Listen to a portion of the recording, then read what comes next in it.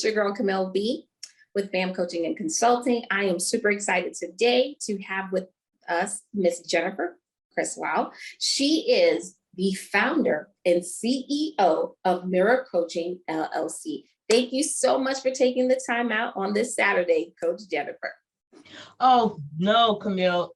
The thanks goes to you for inviting me to be here today to share with your audience. I am so excited to be here and look forward to our conversation today.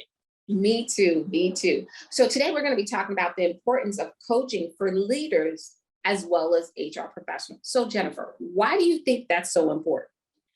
Coaching is important because I think a lot of times I think that we do not work within our skill set for whatever the reason is. I think a lot of times we lack that confidence, we lack that direction of where we want to grow or what we want to do. So when we enlist the aid of a coach, we are asking for somebody to be supportive of us, to help us along the way. And what a coach does, we just ask you powerful questions and you're going to go, oh, I didn't think of that, right? So, and in actuality, you're doing all the work because all we're asking you for is asking those powerful questions that will get you to start thinking about, what are your goals? What's your reality right now?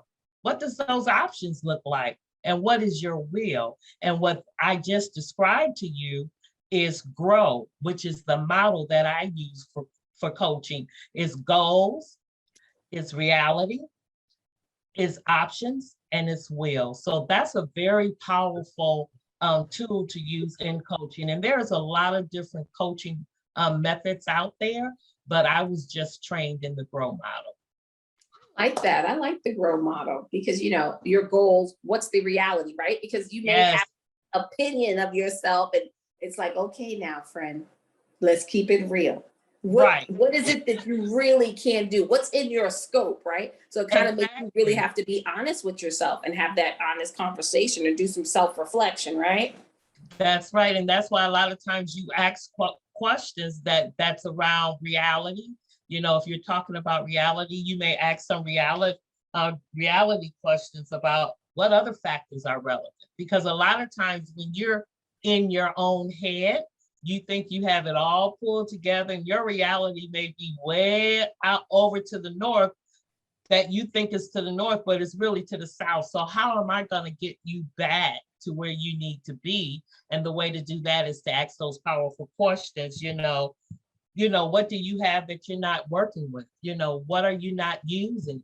And that forces you, as you just said, Camille, to go back into that self-reflection mode. Because I think a lot of times, whether you're a leader or whether you're just an HR professional, sometimes we don't do that self-reflection. I know for me, I worked for an organization once where my director said, what I want you to do, she said, take 30 minutes a day before the end of your day and do self-reflection. Block that time on your calendar. And, I thought, I don't want to do this for.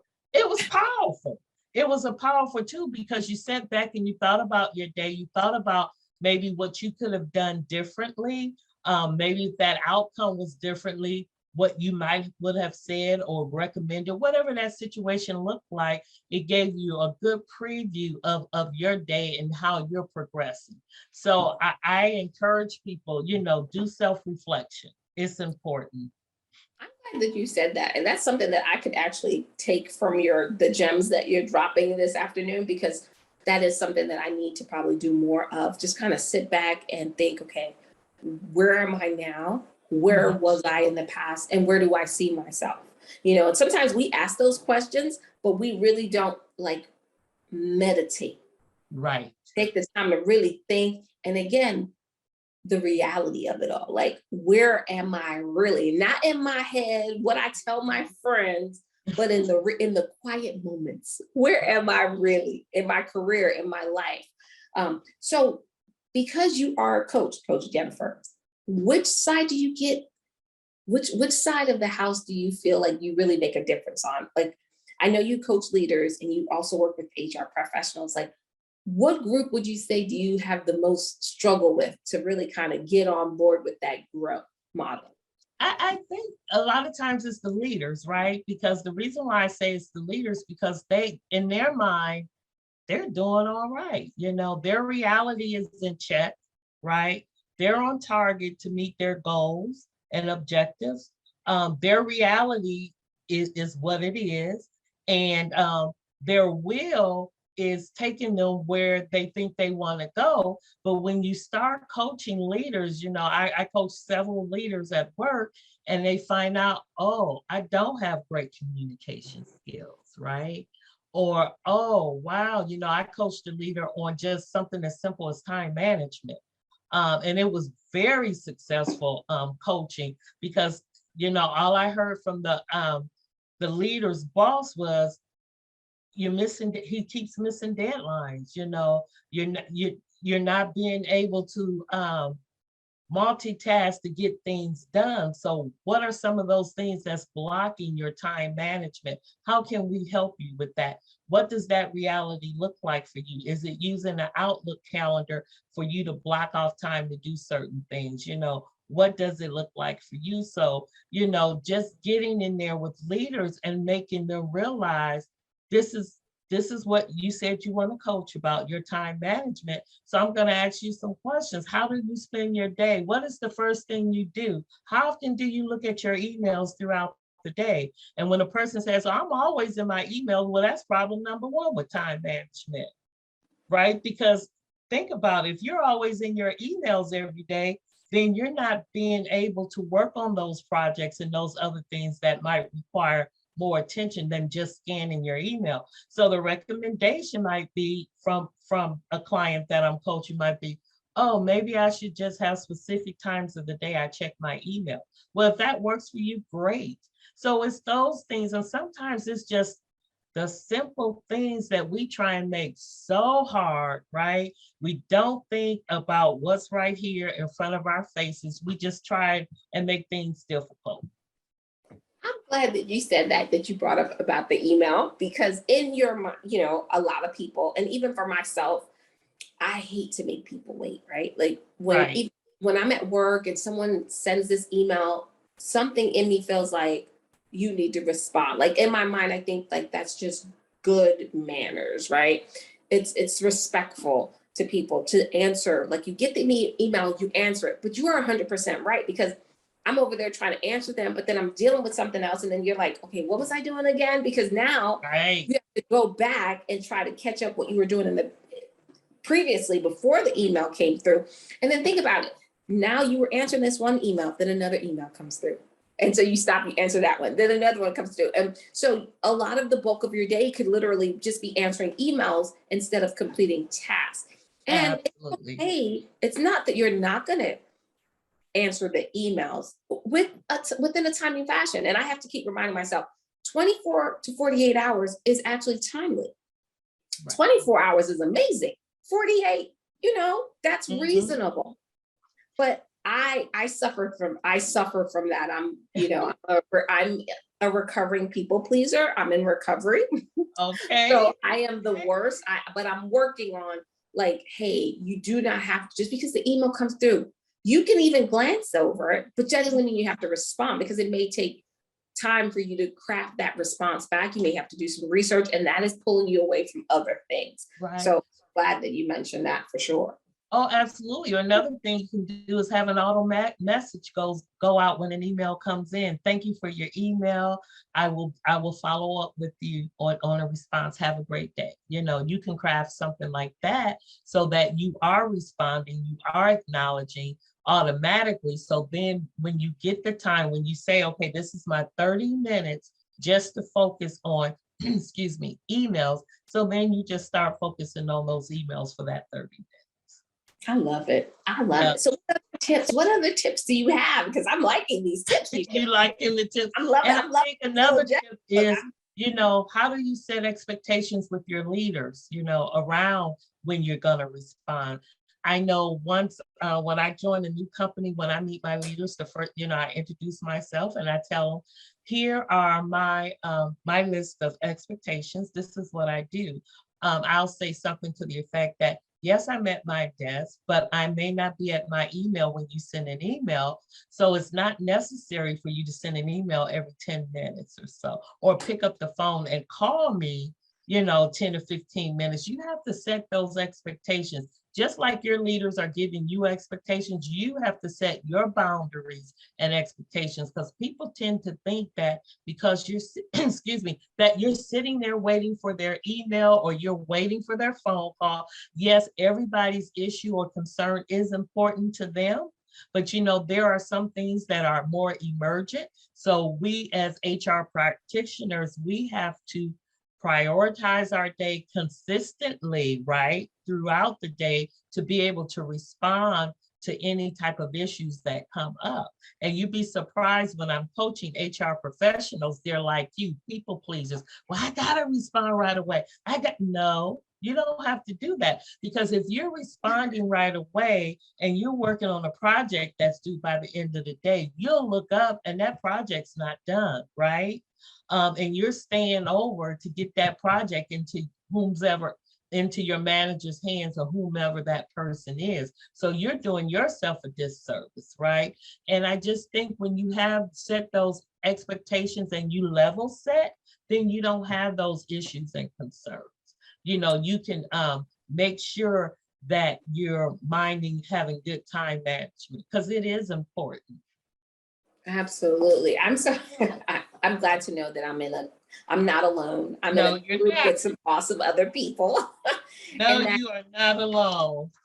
I do like the fact that you do need to set expectations and you need to level set, Yes. because it's true. Sometimes you don't respond and you'll get the email that'll say, hey, I don't know if you saw my email. And it's like, I did, but I'm in the middle of something. And then you feel guilty because you didn't respond. Yes, It's like, hey, you didn't even give me a moment to respond, right? Now, exactly. I send an email today and I don't get a response by the end of the day, then I will wait the next day, depending if it's something that is urgent, right? Then Right. an email later on that day, or I may pick up the phone and call you to find out, like, hey, I didn't know if you have something going on or if you saw my email, but this is the reason why I'm calling.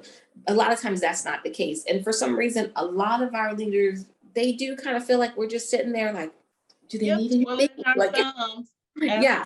waiting for that email to come through so I can respond to it ever so quickly. And that's really not the case. And so when you said to level set, I really like that, because that's important. They need to understand that usually it's just them and their department, and we are supporting multiple departments. And that's the thing that I think Absolutely. people forget sometimes, Yes. it's not just your one group. A lot of times, HR practitioners, HR professionals, we are supporting multiple departments. So therefore, we can't, I mean, if everyone is sending us information at the same time, like, who do we service first, right? Exactly.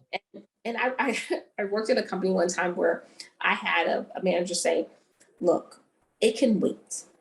And I said, well, suppose an emergency, somebody got hurt. She goes, are you a doctor? She goes, if they call you and they tell you someone gets hurt, then you need to tell them to call 911. And you need to also tell them when that happens, don't even call me, Me. because there's nothing I can do about it. You need to call the right person for the right situation. Situation. And then Yeah, you can always follow up and inform me. Just absolutely. give me a heads up and let me know what took place.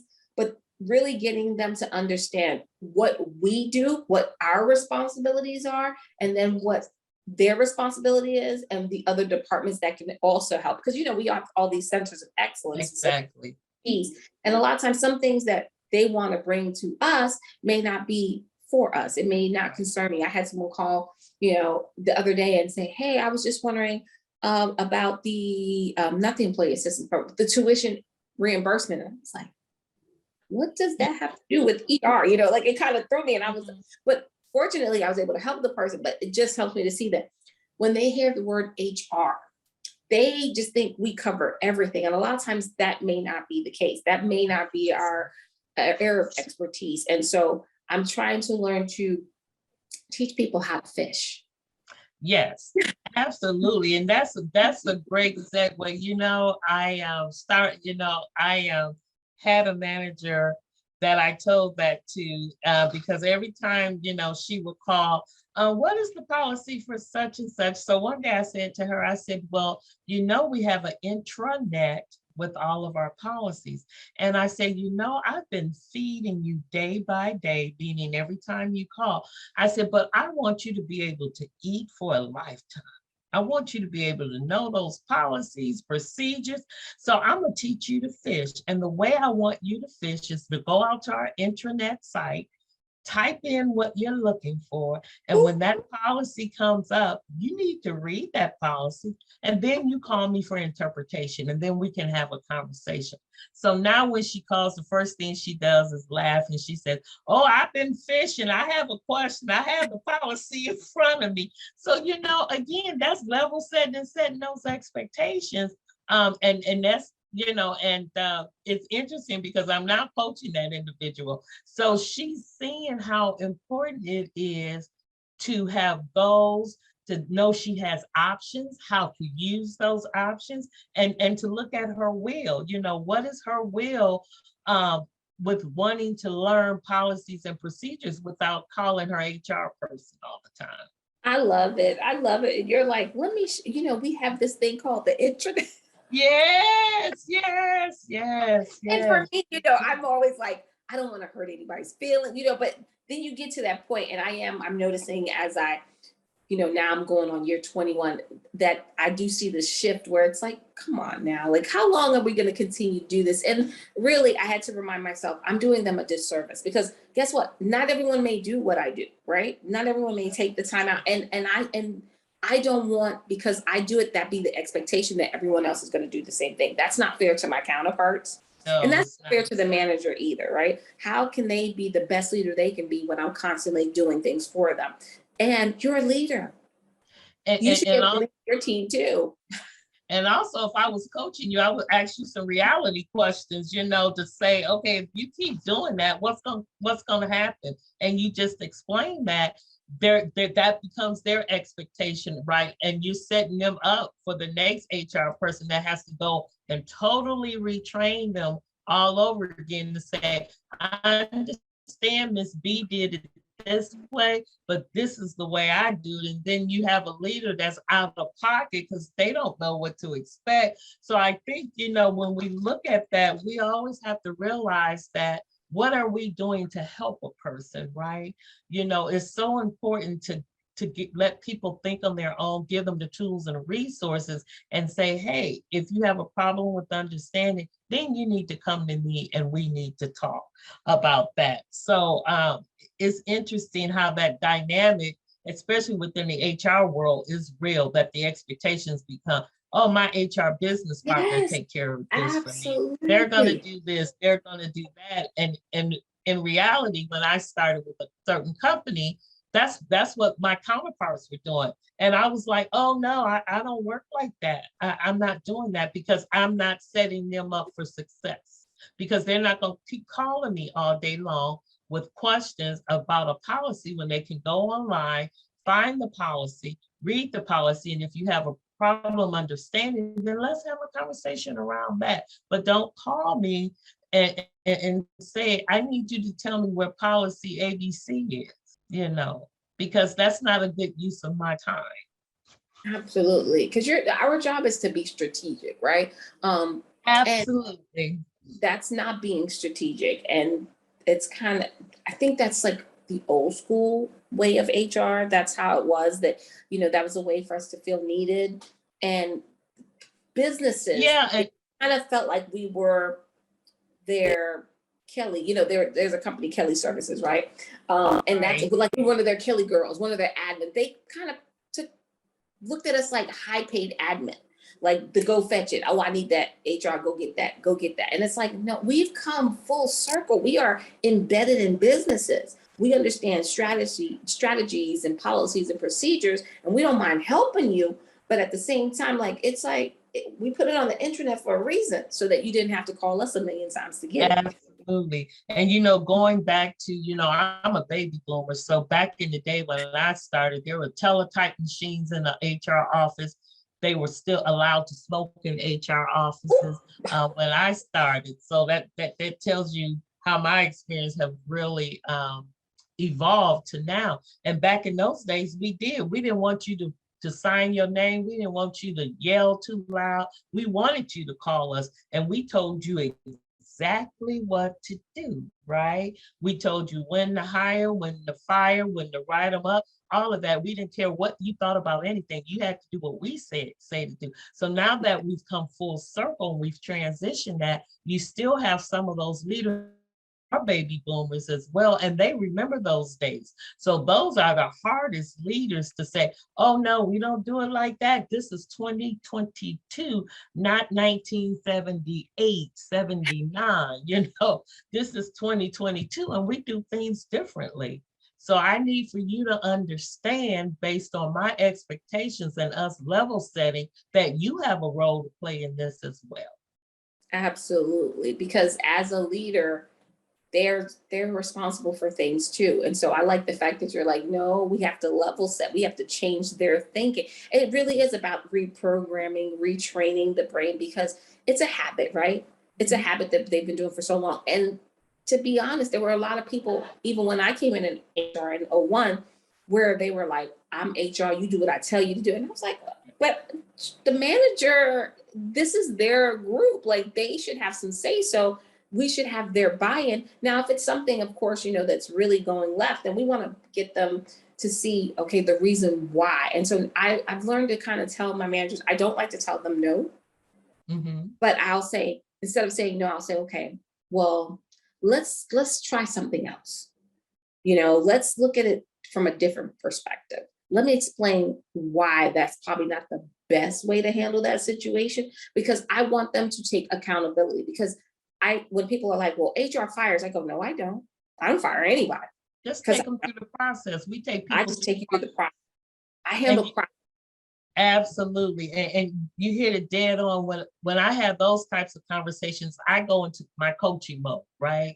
When leaders want me to tell them what to do, how to do it, I go into my coaching mode and ask them specific questions to that situation, for them to say, oh, okay, I got it, Jennifer. I now know what I need to do. Okay, thank you so much. Because people don't realize that coaching is in every aspects of our lives, right? Whether it's life coaching, you could be doing career coaching, professional coaching, executive coaching. You can always use that coaching skill to ask relevant questions that will bring the person back and pull them back to reality and pull them back in, for them to say, oh yeah, if I did that, then, oh yeah, this is going to happen. Because all I'm doing is asking the question and sitting back for you to respond, right? And I'm not going to ask you to respond. I'm not going to hurry your response or anything like that, because I want you to really think about that question and answer it from an authentic place. Absolutely. So you want them to think it through, right? And so it's the best feeling too when you're having a coaching conversation. And sometimes the individual may not even know that they've entered a coaching conversation. Yes, That's the best one. And then all of a sudden they're like, wait a minute. And you're like, you're like, oh, and everything, all the light bulbs in their heads. Yes. Like, you did it now. And you're like, and it's an amazing moment, it's an amazing moment at that time when that light bulb goes off. And they said, oh, but you didn't tell me what to do. No, and I'm not. I'm just going to ask you some powerful questions so you can think through, what you need to do in this particular situation. Right. Because I think by having more of a coaching aspect, or really having those coaching conversations, it makes them own it, right? Yes. And that's what we want. We want them to own the process. As a leader, as an HR professional, you need to be able to say, and so I have a lot of leaders at times and throughout my career where they would say, well, HR said this, HR said that. And I would stop them. I go, stop that right now. They're like, what? Why are you saying that HR said? You came to me and said that there was a concern. And so we had this conversation. And you're telling me what you would like to do, and I'm giving you advice, right? We're talking it through. I said, so I personally don't have a horse in the race. Whatever you want to do, as long as it's within reason, doesn't go against company policy, it's not unethical, immoral, I'm going to back you because it's your decision. That's your group. but don't tell them HR, because guess what? Now they're looking at me and you get to kind of go behind me and be the good guy. No, no, no. You need to own it. If this is what you want to do as a leader, you need to be able to own that decision and stand by it. And in essence, I will then stand by you. Absolutely. I'm And right behind you, not in front of you. absolutely. And that's why I teach people how to fish, so they can't say HR. That's They right. can say the policy says, our practice is. So that's why I teach people how to fish, so they can never say, well, Jennifer said, Jennifer in HR, she said, no, you're going to say the policy says our best practice is, and this is why. I love it. I love it. I know it took me, I remember in the beginning, it was so much policy, policy, policy, policy. And then I would say by the 2000s, early 2000s, we started shifting from policy to best practice. I noticed more because we couldn't put every single thing in the handbook would be as long as our homes, right? Like the length of a house, the football field. It's just too much. So some things truly are best practice. This is how we handle this situation. And if you go back 10 years, you'll see we handle it the same way. That is now why it's a best practice. And that's why we educate our leaders in that way too, so they understand what's best practice and what's policy. Now, when it's policy, it's pretty much the way it's going to be, unless there's something that you're like, wait, what? But for the most part, we're sticking to the policy. But I want them to own it. I really want them to own it and feel good about it. I'm not saying, feel good about your decision and stick, have 10 toes down, as they say, 10 toes down, be okay with the decision, so that when you have the conversation with your employee, you're able to stand there, and it may not be the easiest of conversation, but you know that you went through the entire process, right? That it's kind of like you went through that. How do I feel? What's the goal of this? What in reality, how will this impact this employee? What's the different options that I have? And at the end, what's the will? Yes. And that's kind of the growth process that they're going through, so that they can have that conversation with their employee. I love that. Yeah. And it's just, you can piggyback off of it. I had a person I was coaching that says, I want to use some of those questions. I said, well, you can use those questions. I say, and understand that when you ask the question, you can't give someone the answer, because everybody's answer to the same question is going to be different, because it's based on where they are today or where they want to be. And I said, you can ask powerful questions to your team, but understand, what are you going to do with that information after you receive it? Yes. So coaching is a powerful tool in the workplace. And I think now, with all of this, with COVID, where our country is going and all of the things that's going around, this is a way to really get to know people, for people to really express themselves. I feel, for people to think things through. I coached a friend who was having some difficulties at work because of COVID and a little bit of depression. And it helped her a little bit, to the point where I told her, I can no longer coach you. You need to go to a therapist now, because you're getting more and more into the depression things. I can coach you on some of the other things, but my recommendation was for her to go through a therapist.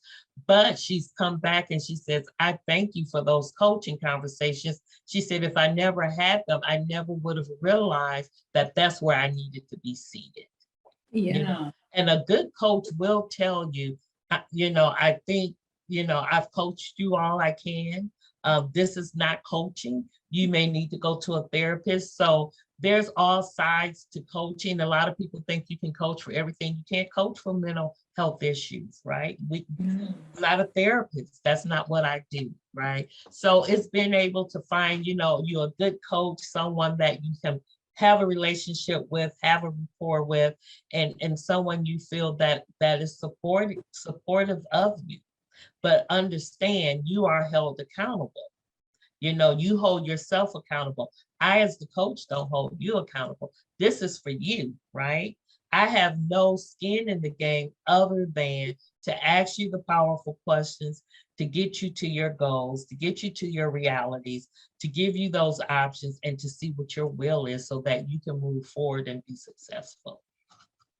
That is awesome. And I'm glad that you said that too, because, the way the world is now, especially with social media, right? It's like everyone is now a coach, and some of these coaches are dabbling into things that I feel truly a medical professional should be involved with, a psychiatrist, a licensed therapist, a psychologist. That is not our wheelhouse. Now, don't get me wrong. I know I see the t-shirts like everyone else do. In HR, sometimes you feel like a priest, a therapist. We feel like that, and we can help you, but so far. And you have to be able to know your limitations. Absolutely. And you have to be humble enough to be able to say that too. So shout out to you for being a humble enough person and not allowing your ego, because you could have just said, well, I'm gonna just keep going down this path. But in essence, that would have not been productive for that person. And not even for me, it wouldn't be productive for me. I wouldn't know where I was going. I would have been zigzagging, right? Yeah, because I don't know what I'm doing. That's not my wheelhouse.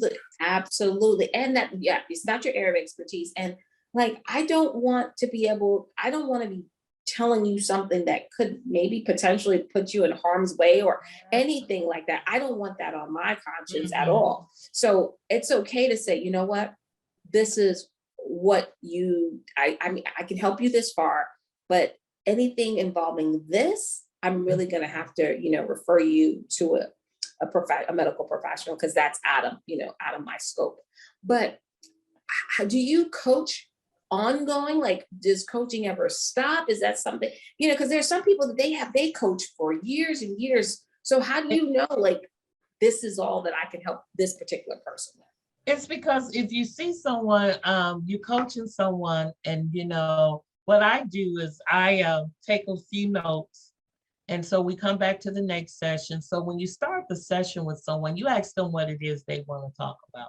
So if they're talking about the same topic over and over and over again, then there's a disconnect somewhere. Maybe I'm not the right coach for you, or maybe you're not holding yourself accountable. So I've had clients that I had to let go because they weren't showing up at the table. My contract says, if you don't call within 10 minutes, I'm going to consider it a cancellation. I'm not going to pick up the phone and say, oh, Camille, you didn't come for your session today. What happened? No, that's not what a coach does. So sometimes those relationship dynamics, for whatever reason, are not there. So to your point earlier about, trying to coach as a therapist or something, I'm not going to spend my energy and time and you're not holding yourself accountable. I feel that the relationship isn't going anywhere, or it could be a situation where I feel I'm not the best coach for you. So let me refer you to someone else.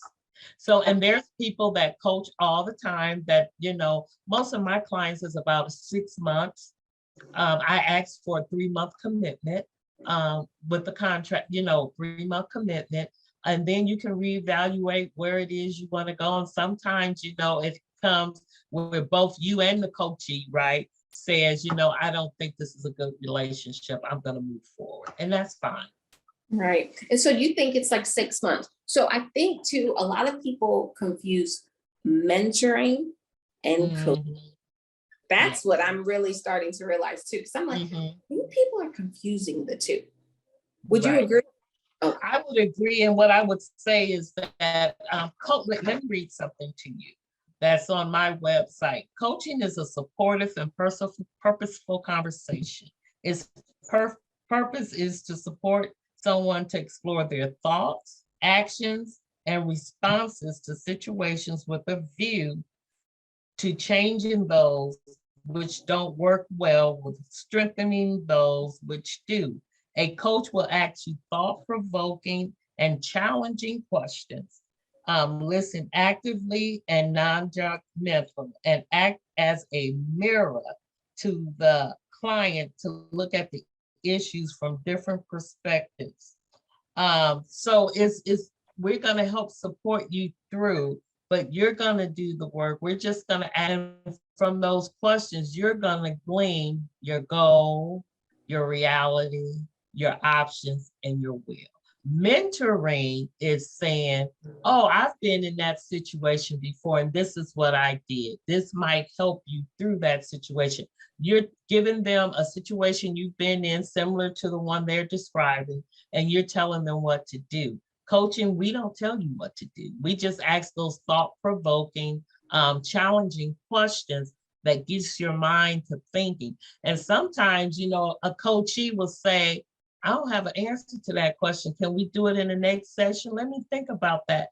And to me, that's great, because that means you're going to take the time and really dig deep inside yourself to figure out the answer to that question. So that's what coaching is. I love that. I mean, I could literally talk to you all day, Coach Jen. I really could, because it's like, oh man, you know, I'm like, I thought I knew, but I really don't know. Like, she really gets it.